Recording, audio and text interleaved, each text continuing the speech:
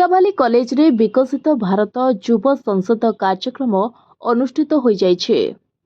टिकाबाली block निकटस्थ एएमसीएस महाविद्यालय परिसर रे जातीय सेवा योजना और नेहरू युव केन्द्र मिलित उद्यम दुई दिनिया विकसित भारत युव संसद कार्यक्रम अध्यक्ष दीनबंधु महांती सभापतित्व रे उद्घाटित हो जाइछे।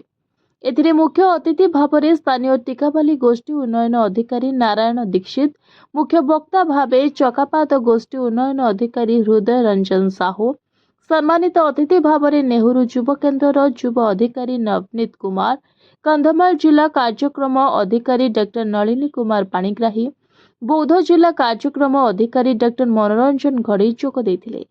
मुख्य अतिथि वृंद निजर वक्तव्य विकसित भारत गठन में युव समाज भूमिका एवं स्वाधीनतार 100 वर्ष पूर्ति पाई विकसित भारतर स्वप्न संपर्क में अभिभाषण प्रदान करथिले। वरिष्ठ अध्यापक विरूपाक्ष त्रिपाठी अतिथि मानकु स्वागत करिथिबा बेले कार्यक्रम अधिकारी ज्ञानरंजन भोई धन्यवाद अर्पण करथिले। द्वितीय अधिवेशन में छात्र छात्री मानक मध्य विकसित भारत गोटे देश गोटे निर्वाचन विषय वक्तृता प्रतियोगिता अनुष्ठित होइथिला। विचारक भाव में डॉक्टर मनोरंजन घड़ई, डॉक्टर नलिनी कुमार पाणिग्राही, बनमाली बेहेरा, नरेंद्र दिगाल, मनोज पट्टनायक कार्य समापन करथिले। एथिरे कंधमाल एवं बौद्ध जिलार 150 छात्र छात्री जोग दैछन्ति।